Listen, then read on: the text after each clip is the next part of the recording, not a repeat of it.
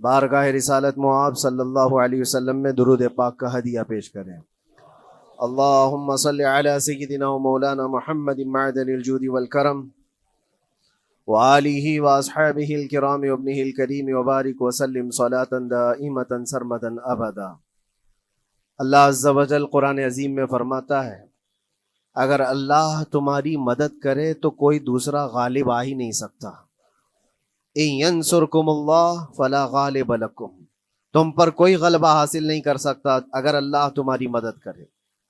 وَإِن يَخْذُلْكُمْ فَمَنْ ذَا الَّذِي يَنصُرُكُمْ مِنْ بَعْدِهِ، اور آگے اللہ فرماتا ہے اور اگر اللہ تمہیں چھوڑ دے یا گرا دے تو کون ہے اس کے بعد جو تمہاری مدد کرے؟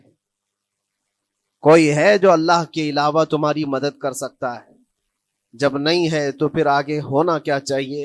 وَعَلَى اللَّهِ فَلْيَتَوَكَّلِ الْمُؤْمِنُونَ، تو مومنوں کو چاہیے کہ وہ صرف اللہ پر بھروسہ کر کے رہیں۔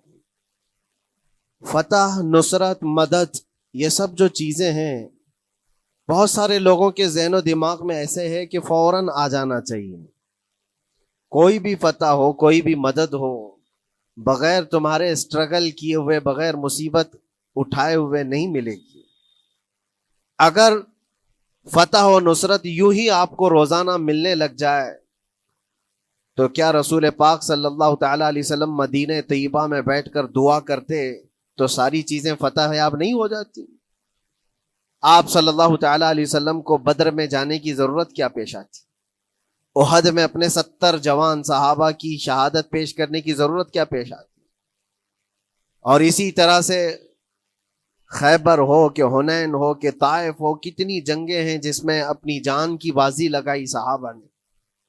سب سے بڑا معرکہ تو کربلا کا دیکھیں آپ، جہاں پورا کا پورا خاندان شہید ہو گیا ہے۔ تو فتح و نصرت بغیر قربانی کے اور بغیر تکلیف کے ایسی ہی آ جائے، آج کے زمانے میں ہم سوچ کر کے بیٹھے، ایسا نہیں ہوتا۔ اسلام زندہ ہوتا ہے ہر کربلا کے باہر، اور اللہ کی مدد آتی ہے، یہ بھی نہیں ہے کہ نہیں آئے گی۔ کچھ لوگ مایوس ہوتے ہیں، کچھ لوگ نروس ہو جاتے ہیں اور بھاگنے پر مجبور ہوتے ہیں۔ یہ امتحانات کی گھڑی ہوتی ہے۔ ایک حدیث پاک میں آپ کو بتاتا ہوں، اللہ کے نبی صلی اللہ تعالیٰ علیہ وسلم ارشاد فرماتے ہیں کہ آخر زمانے میں ایک ایسی عظیم جنگ ہوگی ایمان والوں کی اور رومیوں کے درمیان۔ کفار و مشرکین ہیں اور مسلمین ہیں۔ اس کو ملحمۃ الکبریٰ کہا گیا ہے، قیامت سے قریب ہونے والی یہ سب سے بڑی جنگ ہے۔ اسلامک ویڈیو دیکھنے اسی سے آپ اندازہ لگائیں، ہمارے چینل کو اللہ کے حبیب صلی اللہ علیہ وسلم ارشاد فرماتے ہیں کہ اس میں کفار و مشرکین 80 جھنڈوں کے نیچے آئیں گے اور ہر جھنڈے کے نیچے 12,000 کی فوج ہوگی، جو تقریباً حساب کرنے پر 9,60,000 کی فوج بن جاتی ہے۔ اگر وہ مومنین سے مقابلہ کرنے کے لیے اتنی بڑی فوج ایک جگہ جمع ہوتی ہے تو پھر اس جنگ کا اندازہ کریں کتنی بڑی۔ اس کو الملحمۃ الکبریٰ کہا گیا ہے اس لیے کہ اس میں گوشت کے چھیتڑے اڑیں گے۔ ملحمہ جو کہا گیا ہے عربی میں کہ گوشت کے ٹکڑے ٹکڑے دیکھے جائیں گے، اس قدر اس میں جانیں جائیں گی۔ اس جنگ کے متعلق جو اللہ کے حبیب صلی اللہ علیہ وسلم نے پیشین گوئی کی ہے، جو پہلے سے خبر دی ہے، وہ کیا ہے؟ فرمایا کہ پہلا دن جب ہوگا مقابلہ کا تو اس میں مسلمانوں کی جماعت میں تعداد کتنی ہوگی یہ تو نہیں بتایا گیا۔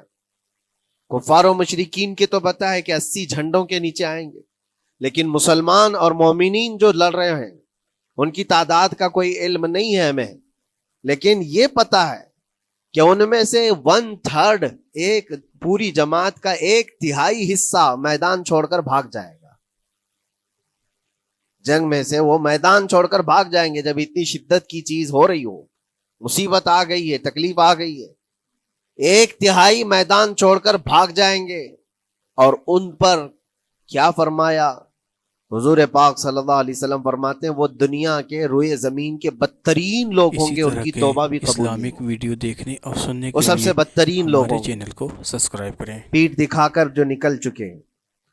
دوسرا مرحلہ آئے گا، دوسرا پڑاؤ، ایک بہت سخت سٹرگل کرنے والا میدان ہے، مصیبت اٹھا رہے ہیں، مشقت اٹھا رہے ہیں۔ دوسرا دن ایسا ہوگا کہ مومنین کی جماعت کا 1/3 1/3 حصہ شہید ہو جائے، قتل ہو جائیں گے۔ سوچو یہ بہت بڑی بات ہے۔ یہ دونوں چیزوں پر میں آج آپ سے گفتگو کرنا چاہتا ہوں۔ 1/3 حصہ میدان چھوڑ کر بھاگ جا رہا ہے اور 1/3 حصہ قتل ہو گیا، شہید ہو گئے۔ بچے کتنے ہیں؟ 1/3۔ لاسٹ میں 1/3 حصہ بچا ہے، یعنی ایک میں اگر 3 پارٹ کریں تو 2 پارٹ تو ختم ہو گئے، 1 پارٹ بچا ہے۔ اور اللہ کے نبی صلی اللہ علیہ وسلم فرماتے ہیں اللہ رب العزت اس آخری 1/3 حصے کو فتح مبین عطا فرمائے گا۔ فتح تو ہے ان کی، فتح ہوگی ان کی، لیکن جو حصہ بچا ہوگا وہ اخیر کا 1/3 حصہ ہوگا۔ اب اس پر مجھے عرض یہ کرنا ہے، مومنوں کو اگر فتح دیکھنا ہے، اللہ کی نصرت اور مدد دیکھنی ہے، تو یہ 2 چیزیں تو برداشت کرنی پڑیں گی۔ کون سی؟ پہلی چیز اپنوں کا چھوڑ کر بھاگ جانا، اور دوسرا اپنوں کا اپنے سامنے مر جانا۔ یہ دونوں چیزیں ہمیں دیکھنا پڑے گا۔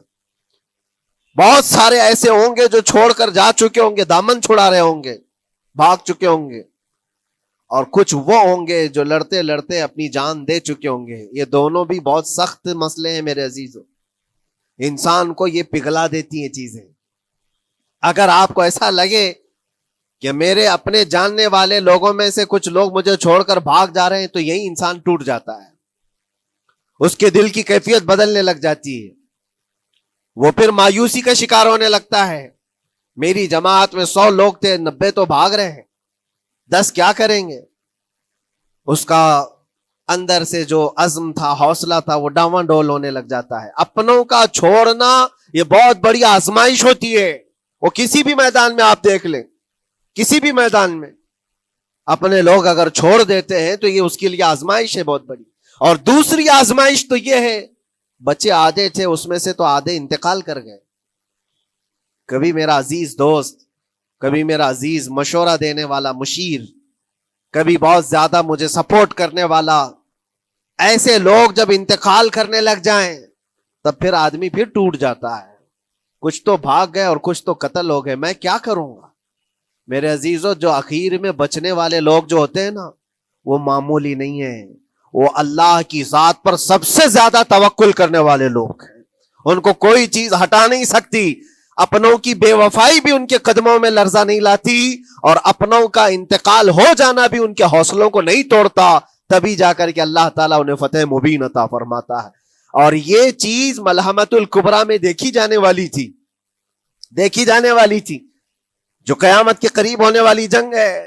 لیکن میرے عزیزوں، آج ہم نے اپنی آنکھوں سے یہ مشاہدہ کیا ہے، غزہ کی سرزمین پر، فلسطین میں 15 مہینے کے بعد آج صہیونی حکومتیں اور یہودی غاصب حکومتیں صلح کرنے پر اور ایگریمنٹ کرنے پر مجبور ہو گئیں۔ دنیا ان کے منہ پر تھوک رہی ہے، تم 50,000 سے زیادہ لوگوں کو قتل کر کے صرف 200 لوگوں کو چھڑانے کے لیے آج بھی فتح کا جشن منا نہیں پا رہے ہو، بلکہ پھر جھک کر کے ان کے ساتھ معاہدہ ایگریمنٹ کرنے پر مجبور ہو۔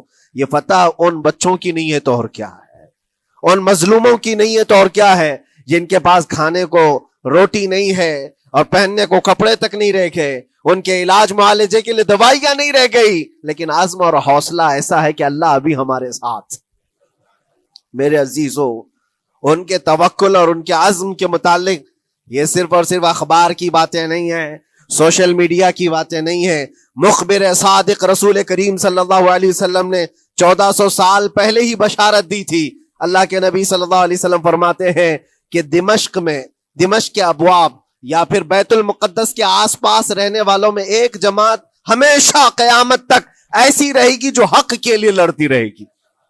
حضور پاک صلی اللہ علیہ وسلم فرماتے ہیں حق کے لیے وہ لڑتی رہے گی، قیامت تک ایک جماعت ہوگی۔ اور ان کی فضیلت میں میرے آقا فرماتے ہیں کہ ان لا یضرهم خذلان من خذلهم، ان کو دھوکہ دینے والوں کا دھوکہ ان پر کچھ اثر نہیں کرے گا، یا پھر ان کو چھوڑ دینے والے یا ان کی بات نہیں کرنے والے، یہ سب چیزیں ان کو کچھ بھی ضرر نہیں پہنچائیں گی۔ میں اس سے قبل اسی مسجد میں آپ کے پاس اس حدیث کو دہرا چکا ہوں، بیان کر چکا ہوں اللہ کے نبی صلی اللہ علیہ وسلم فرماتے ہیں ان کو کوئی چیز نقصان نہیں پہنچائے گی، دھوکہ دینے والوں کی دھوکہ دڑی ان کا کچھ نقصان نہیں پہنچائے گی۔ آپ ہو سکتا ہے سوال کریں، عمارتیں ٹوٹ کر راکھ میں بدل گئی، ہزاروں بچے قبروں میں سو گئے، کتنی عورتیں بیوہ ہو گئیں، کتنوں کے گھر اجاڑے گئے، کتنوں کے ہاتھ پیر توڑے گئے ہیں، بمباری میں وہاں پر کون صحیح سلامت رہا؟ 2 لاکھ کے قریب لوگ متاثر ہوئے، اور مولانا آپ کہتے ہیں حضور نے فرمایا حدیث میں ان کو کچھ نقصان نہیں ہوگا۔ یہ نقصان نہیں ہے تو اور کیا ہے؟ ہو سکتا ہے آپ کے ذہن میں یہ سوال گردش کر رہا ہو، آپ بار بار یہ سوچ رہے ہوں گے اللہ کے نبی نے فرمایا ان کو کوئی چیز نقصان نہیں دے گی، دھوکہ دینے والوں کی دھوکہ دڑی سے ان کا کچھ بگڑے گا نہیں۔ اتنا تو بگڑ چکا، پورا راکھ میں بدل گئے، علاج کرانے کے لیے دوائی تک نہیں ہے، تو پھر کیا؟ اللہ کے نبی نے کیا فرمایا کہ ان کو نقصان نہیں پہنچے گا، ان کو ضرر نہیں ہوگا۔ پھر یہ ساری تکلیفیں اور یہ ضرر کیا ہے؟ میں بتاتا ہوں میرے عزیزوں، جسم کا نقصان، جان کا نقصان، مال کا نقصان، جائیداد کا نقصان، یہ اللہ کے نبی نے نہیں فرمایا۔ یہ نقصانات مومن کے لیے کوئی معنی نہیں رکھتے، اگر ایمان سلامت ہے تو پوری کائنات سلامت ہے، اور یہ اللہ تبارک و تعالیٰ نے آج تک ان کے ساتھ رکھا ہے، ان کا ایمان محفوظ ہے، ایمان موجود ہے، جس کی وجہ سے یہ سارے نقصانات کچھ معنی نہیں رکھتے۔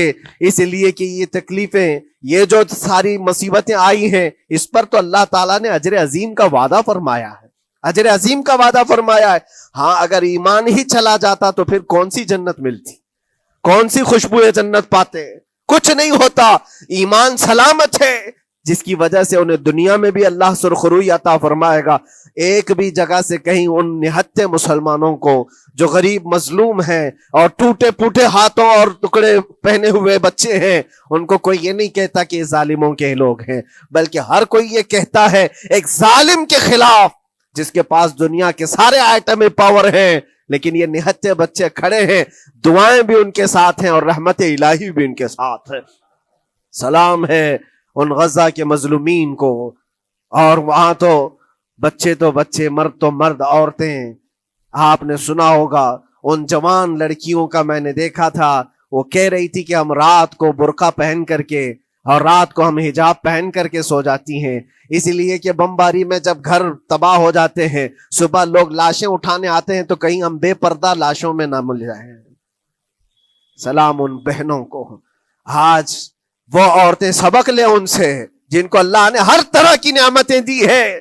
تمہارے گھر میں جائیداد بے پناہ ہے، مال و دولت بے پناہ ہے، کپڑے روز بدلنے کے لیے تمہارے پاس ہیں، سب رکھ کر کے تم عورتوں کو آج ہم بازاروں میں جو بے پردہ دیکھتے ہیں، یہ شادی محلات میں ہر جگہ جو عورتوں کی بے حیائی اور بے پردگی دیکھ کر پھر میں سوچتا ہوں سلام ان بہنوں کو جو موت کی رات بھی حجاب ہٹانا نہیں چاہتی، اس لیے کہ دنیا سے جائیں تو اللہ کی بارگاہ میں حجاب کے ساتھ جائیں۔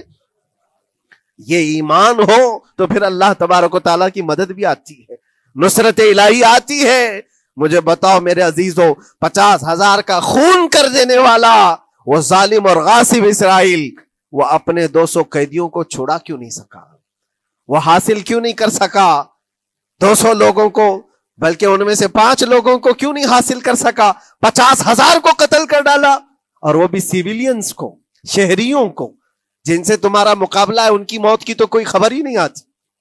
جو تم سے برسر پیکار ہیں، جو لڑ رہے ہیں، ان کے موت کی خبر نہیں آتی۔ بچوں کی موت، عورتوں کی موت، ہاسپٹل میں موت، یہ سارا جو ناچ دیکھا گیا ہے 15 مہینے سے ہم دیکھتے آئے۔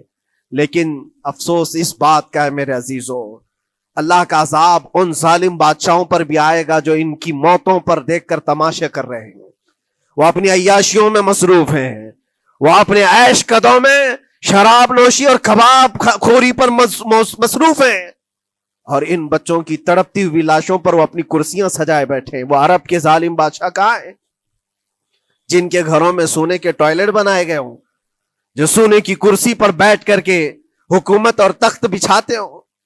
میرے عزیزو، ان کی بھی پکڑ آنے والی ہے، آپ انتظار کرو، کیونکہ اللہ تعالیٰ قرآن میں فرماتا ہے وَسَيَعْلَمُ الَّذِينَ ظَلَمُوا أَيَّ مُنْقَلَبٍ يَنْقَلِبُونَ، ان قریب ظلم کرنے والے یہ پہچان لیں گے کہ اللہ ان کو کس پلٹی میں گرائے گا، وہ کس پلٹی میں، کس کھائی میں جا کر کے گریں گے۔ اندازہ کرو، ظالم صرف وہی نہیں ہے جو بمباری کرتا ہے اور قتل عام کرتا ہے، ظالم وہ بھی ہے جو تماشائی بن کر کے لوگوں کا سپورٹ کرتا ہے، ان لوگوں کو سراہتا ہے جو ظلم کر رہے ہیں۔ افسوس کا مقام ہے، وہ چیختے رہ گئے، چلاتے رہ گئے ہیں، اور پھر اخیر میں وہ بچوں نے پکار کر کے یہ بھی کہا ہمیں کسی جگہ سے مدد کی امید نہیں ہے، نہ ہمارے پڑوسی ملک سے، نہ کسی بہت بڑے مسلم بادشاہ سے، ہمیں امید ہے فتح کی اور مدد کی تو پروردگار عالم سے ہے۔ اور یقیناً مومنوں کے لیے اللہ نے یہی فرمایا وَعَلَى اللَّهِ فَلْيَتَوَكَّلِ الْمُؤْمِنُونَ، اور مومنوں کو چاہیے کہ صرف اللہ ہی پر بھروسہ کریں۔ میں نے دیکھا ہے میرے عزیزوں، یہ دنیا صرف اور صرف لالی پاپ پکڑا سکتی ہے تمہیں، ان کے ہاں مدد کی کوئی گنجائش نہیں ہے، یہ ہمارے ساتھ کھیلتے ہیں، ان کے دلوں کے اندر سے رحم غائب ہے، یہ بچوں کی تڑپتی ہوئی لاشوں کو دیکھ کر کوئی آواز تک نہیں اٹھاتا، جو آواز اٹھانے والا اس کو کیس کر کے بند کر ڈالیں گے۔ جو بھی اگر مظلوموں کے لیے آواز اٹھائے، ان کا پرچم لہرائے، تو کتنے تو یہاں پر FIR ہو گئے، بند کر دیے گئے۔ کیوں؟ مظلوموں کے لیے آواز اٹھانا کیا یہ ہمارا رائٹ نہیں ہے، ہمارا حق نہیں ہے؟ تم ظالموں کے لیے علل اعلان بات کر سکتے ہو، ہم مظلوموں کی بات بھی نہیں کر سکتے؟ کیسی بات ہے میرے عزیزو، ہم جس دنیا میں جی رہے، اسی لیے میں آپ سے کہتا ہوں اٹھو وہ گر نہ حشر نہ ہوگا پھر کبھی، دوڑو کہ زمانہ چھال اپنی چل گیا، قوت عشق سے ہر پست کو بالا کر دو، دہر میں نام محمد سے اجالا کر دو۔ تمہارے پاس طاقت و قوت نام کی کوئی چیز ہے تو وہ ایمانی طاقت ہے، باقی کوئی چیز، کوئی طاقت و قوت تمہاری مدد نہیں کرے گی۔ وہ قوت ایمانی ہے جو بدر میں صحابہ کے ساتھ تھی، وہ قوت ایمانی ہے جو احد میں بھی صحابہ کے ساتھ تھی، وہ ایمانی طاقت و قوت کا جوش ہی ہے جو 4000 ہوتے تو 40,000 پہ بھاری ہوا کرتے تھے، وہ ایمانی طاقت و قوت ہی ہے جس پہ اللہ کی مدد اور نصرت آتی ہے۔ آج مومنو، آپ سب سے زیادہ اللہ پر توکل کرو، اللہ پر بھروسہ کرو۔ میں نے دیکھا ہے میرے اپنے معاملات میں 8 مہینے تک میں اسٹرگل کرتا رہا، پل پل دیکھتا رہا، اور ایسی زمین پر مجھے لٹایا جاتا جہاں فرشی بھی نہیں ہے، پتھروں کی زمین پر لیٹ لیٹ کر کے ہماری کمر ٹوٹنے پر آتی۔ اس وقت لوگ یہ کہتے فلاں کی طرف سے مدد آ جائے گی، فلاں کی طرف سے مدد آ جائے گی، ہم نے یہ لائن بھی لگا دی ہے، یہ سورس بھی لگا دیا ہے، ہر طرف دیکھتا رہا، اخیر میں پھر یقین ہوا مدد کہیں سے نہیں، میرے پروردگار سے ہی آئے گی۔ اللہ ہی مدد کرتا ہے مومنوں کی، بس یہ ہے کہ صبر ضروری ہے اور تھوڑی مصیبت اٹھانا ضروری ہے، اس لیے کہ مزاج ہے اسلام کا، اسلام زندہ ہوتا ہے ہر کربلا کے بعد۔ اپنی قربانیاں دو اور قربانیاں ضائع نہیں ہوتی، رنگ لائیں گی، ہماری شہادتیں رنگ لائیں گی، ان بچوں کی شہادتیں رائے گاہ نہیں جائیں گی جو 40,000 کے قریب شہید ہو چکے ہیں، وہ رنگ لائے گی۔ فتح بیت المقدس کے لیے ان کی قربانیاں، ان کی شہادتیں ایک عظیم باب بن کر کے نکلیں گی، ایک عظیم دروازہ بن کر کے نکلیں گی۔ آپ انتظار کرنا، وہ دن قریب آ رہا ہے جس کے متعلق میرے مصطفیٰ نے بشارتیں دی ہیں۔ ایک وقت وہ آئے گا جب امام مہدی کا ظہور ہوگا اور صرف پرچم اسلام لہرائے گا، وہ دن آئے گا، یہ قربانیاں ضائع نہیں جائیں گی میرے عزیزوں۔ اور اللہ کریم نے قرآن میں فرمایا، آپ لوگ ڈرتے ہوں گے مولانا پھر سے یہ ساری چیزیں بول رہے ہیں، ان کو برا لگے گا، ان کو برا لگے گا، بہتوں کو برا لگے گا، یہ میری بات نہیں، قرآن کہتا ہے وَلَوْ كَرِهَ الْكَافِرُونَ وَلَوْ كَرِهَ الْمُشْرِكُونَ۔ اللہ قرآن میں فرماتا ہے يُرِيدُونَ لِيُطْفِئُوا نُورَ اللَّهِ بِأَفْوَاهِهِمْ، لوگ تو چاہتے ہیں اللہ کے چراغ کو اپنے منہ کے پھونکوں سے بجھا دیں، اللہ کے چراغ کو اپنے منہ کے پھونکوں سے بجھا دیں۔ اللہ کا چراغ اسلام ہے، اللہ کا چراغ یہ قرآن ہے، اللہ کا چراغ رسول پاک کی ذات ہے، اور ظالم یہ چاہتے ہیں اپنے منہ کے پھونکوں سے اس چراغ کو بجھا دے، اور قرآن کہتے ہیں واللہ متم نورہ، اللہ تعالیٰ اپنے نور کو، اپنے چراغ کو مکمل کر کے رہے گا اور پوری دنیا میں غالب آ کر رہے گا۔ آخر میں یہ جملہ اللہ نے فرمایا، اگرچہ کافر یہ بات ناپسند کرتے ہوں، اگرچہ مشرک یہ بات ناپسند کرتے ہوں، میں نہیں کہہ رہا، اللہ کہہ رہا ہے یہ بات تو بری لگے گی ہی۔ ایسا کیوں بولتے ہیں؟ اس لیے کہ یہ ہونے والا ہے جو قرآن نے کہا۔ یاد رکھو، زمین اوپر جا سکتی ہے، آسمان نیچے آ سکتا ہے، لیکن میرے رب کا فرمان کبھی ٹل نہیں سکتا۔ جو قرآن نے کہا ہے وہ ہو کر رہے گا، اور اسی پر ایمان ہم سب مومنوں کی شان ہے، ہم سب مومنوں کی شان ہے۔ بس آپ کے لیے ذمہ داری یہ ہے، आओ उन बुराइयों की वादियों से जिसमें पड़े हुए हो। नौजवानों से मैं गुजारिश करता हूं, तुम्हारी नमाजों का हिसाब कर लो, तुम्हारे अपने अमाल का हिसाब कर लो। अल्लाह की मदद को पुकारते हो तो यकीनन अपने चेहरे साफ तो कर लो, अपने दिलों को पाक तो कर लो, अपने अमाल, अपनी पेशानियों को मस्जिदों के सज्जों से सजा तो लो। फिर मांगने में तुम्हें एक मजा भी आए, एक लुत्फ भी आए। रहमान की बारगाह में हाथ उठाएं तो आपको लुत्फ भी आए, अपने लिए भी और मजलूमीन के लिए भी मांगने में मजा तो आए। लेकिन जब आज हाथ उठाते हैं तो फिर ये दिल में बात आती है, फजर तो कज़ा करके सोया था, इशा तो पढ़ा नहीं था, और मेरे हालात ये हैं, हराम खाया हुआ है, किसी का माल गसब किया हुआ है। इन तमाम मामलात को लेकर किस तरह से हाथ उठाओगे अल्लाह की बारगाह में? पहले अपने आप को पाक कर लो मेरे अजीजों। जब साफ सुथरे हो जाओ तो फिर अल्लाह की मदद भी आएगी। इसलिए कि दुनिया में हमने देखा है, साफ प्याला लेकर के आओगे तो दूध भी डाला जा सकता है और मिठाई भी दी जा सकती है, लेकिन प्याले में ही कीचड़ भर करके लाओ तो दूध देने वाला क्या उसमें दूध डाले और मिठाई देने वाला क्या उसमें मिठाई डाले।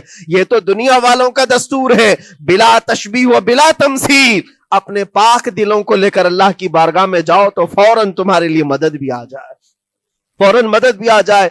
अल्लाह करीम उन गज़ा के निहत्ते और मजलूम मुसलमानों की फतह को सदा कायम और दायम रखे, और उनके टूटे फूटे बिखरे घरों को अल्लाह ताला फिर से आबादी अता फरमाए। उनके कमजोरों को मौला ताकत और कुव्वत अता फरमाए, उनके शहीदों को मौला अजर अजीम नसीब फरमाए, उनकी बेवाओं को मौला सब्र जमील अता फरमाए, उनके यतीमों को मौला ताकत और कुव्वत अता करे, उनकी मस्जिदों की आवाज और उनकी गूंज को मौला फिर से बुलंदी अता फरमाए, और उनके सब्र और उनके इस्तिकामत और उनके हौसले को मौला पूरे दुनिया के मोमिनीन के दिलों में कायम अता फरमाए। उनके हर तरह के हौसले, उनके सब्र और उनके मुजाहिदाना इस्तिकलाल को मौला हम सब के लिए जरिए नजात अता फरमाए। हमारी नस्लों के लिए अल्लाह ताला एक सबक आमोज हिकायत अता फरमाए। मौला करीम तेरे दरबार में दुआ है, हम सबको बुज़दिलों की जमात से नजात अता फरमा।